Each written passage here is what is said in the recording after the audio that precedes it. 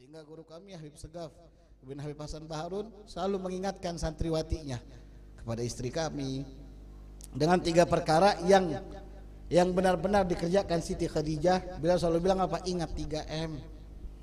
Jangan pernah marah sama suami. Sejelek-jeleknya suamimu, seburuk-buruknya suamimu, bagaimanapun kelakuan suamimu, walaupun dia ahli maksiat, selama dia tidak mengaku Tuhan, dia suamimu, hormati dia, jangan marahi dia. Kok begitu Habib, kan dia ahli maksiat? Ini tanya buat ibu-ibu, tolong jawab. Bu, tahu sama Fir'aun? Bu, tahu sama Fir'aun? Tahu tadi ada yang jawab tahu. Punya istri perempuan mukminah yang dikatakan Nabi SAW, kamular rajulu kathir, laki-laki yang sempurna itu banyak. Walam yakmul min nisa ila arba, nggak ada yang sempurna dari perempuan, ibadahnya, akalnya maksudnya kecuali 4. Asiyah bintu Muzahim, istrinya Fir'aun, kemudian Maryam bintu Imran, kemudian Khadijah bintu Khuwailid, makasih banyak. Kemudian yang keempat Fatimah bintu Muhammad, kata Nabi SAW. Asiyah bintu Muzahim, istri daripada Fir'aun, termasuk orang yang beriman, bahkan menjadi pemimpin para wanita ahli surga di zamannya nanti. Dikumpulkan Allah semua yang ada di zaman Fir'aun itu, perempuan-perempuan berimannya di bawah komando Asiyah bintu Muzahim. Dia punya suami siapa? Bu, lebih jelek Fir'aun apa suami ibu? Jawab aja. Fir'aun, Beb, suami saya tukang maksiat. Fir'aun apalagi? Bahkan ngebunuh anak-anak kecil. Yang paling parah apa? Ngaku Tuhan. Suaminya pernah enggak ngaku Tuhan?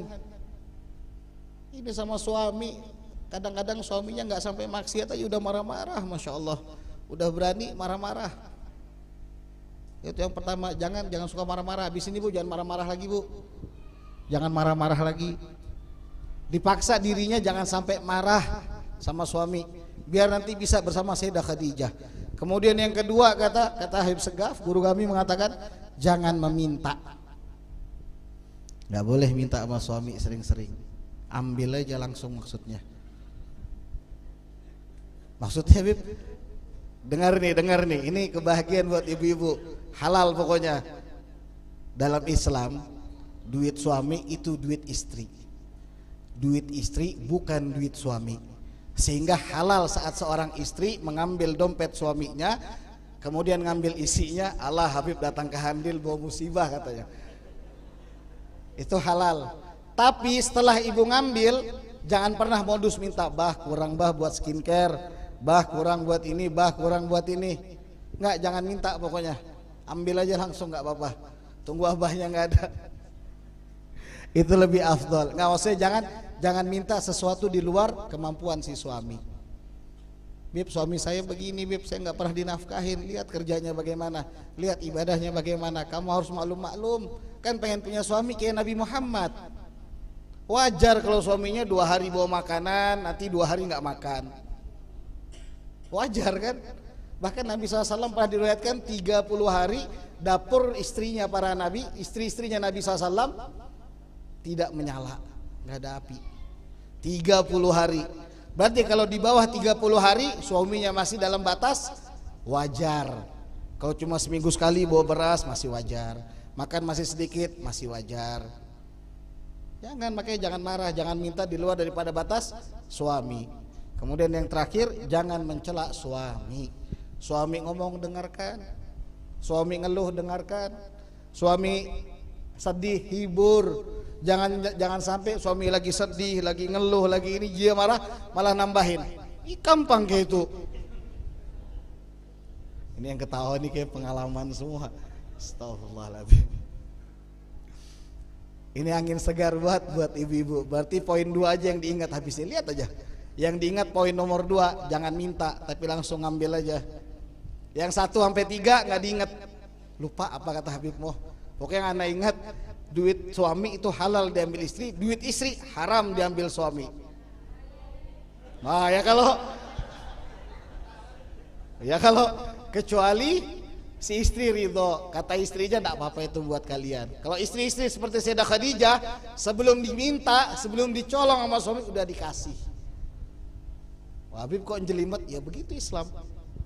Ya begitu Islam. Islam itu ngejelimet. Kalau kita pikiran Islam itu ngejelimet. Maaf, yang buang angin bagian bawah, wudhu yang disapu yang mana? Muka. Yang buang angin yang mana? Bawah. Yang disapu muka. Ngejelimet enggak?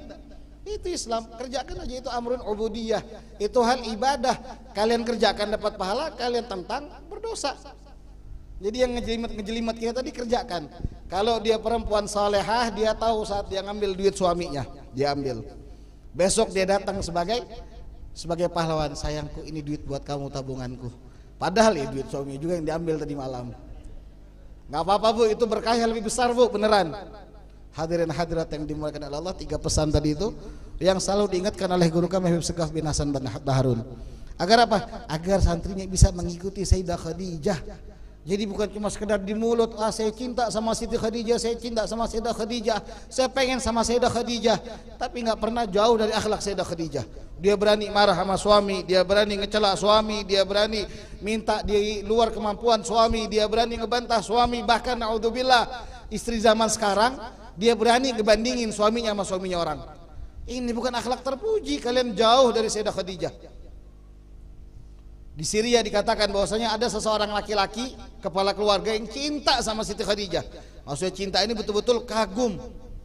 Setiap ngebaca manaqib Siti Khadijah menangis penuh kerinduan.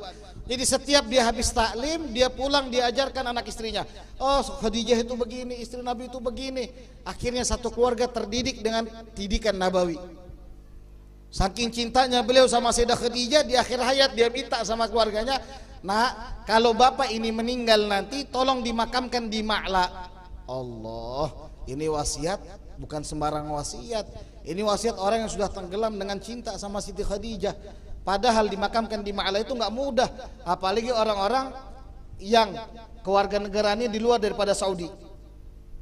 Akhirnya setelah ucapkan begitu, berapa bulan kemudian si ayah pengen berangkat haji. Kata anaknya, abah ini sudah tua, ya sudah gini aja, kata anak-anaknya nih. Abah, kita carikan orang lain, satu ustadz yang anggaplah kayak guru muslim, umpat lawan abah, kayaknya membawa abah haji. Titip guru, titip abah ulun lah, ini gasan pian, tiketnya, paspornya, visanya gratis. Pokoknya pian haji umrah, ini duit gasan bini pian ditinggalkan di rumah, ini gasan duit pian jajan, pokoknya ulun titip abah ulun. Begitu sampai di Mekah, sakit meninggal. Ditelepon sama guru muslim. Jar guru muslim, maaflah abah piani karena tuha sekalinya meninggal. Oh inginan lawan rojiun. Anu pang guru kawalah dimakamkan di Ma'la. Itu wasiat sidin soalnya. Wah ini si anak lempar wasiat kepada orang lain. Tapi lihat hasil cintanya si orang ini sama Sayyidah Khadijah. Saat semua jenazah disolatkan di Masjidil Haram, masing-masing diambil, ada berapa jenazah itu, terakhir jenazahnya dia pas diangkat, ada orang bilang, kamu mau enggak dimakamkan di tempat Siti Khadijah? Itu ada yang ngegali, salah, sayang kalau enggak dipakai. Dibawa, dimasukkan hasil cintanya dia yang benar-benar kepada Sayyidatuna Khadijah. Makanya kita juga, kita ajarkan anak kita akhlaknya Siti Khadijah, dibaca manaqibnya. Kalau kita punya internet, buka Google nggak apa-apa, bagaimana akhlak Siti Khadijah sama Nabi SAW. Karena apa yang kami sampaikan ini sedikit daripada luasnya akhlak kemuliaan yang Allah berikan kepada Siti Khadijah. Cukup gambaran kemuliaannya beliau ketika tadi kita dengarkan apa? Allah kirim salam langsung kepada Siti Khadijah. Allah, ada yang pernah dapat salam dari Allah? Nggak ada, tapi Siti Khadijah dapat. Nabi bukan, Rasul bukan, tapi karena begitu besar jasanya kepada Nabi SAW, Allah yang kirim salam untuk Siti Khadijah.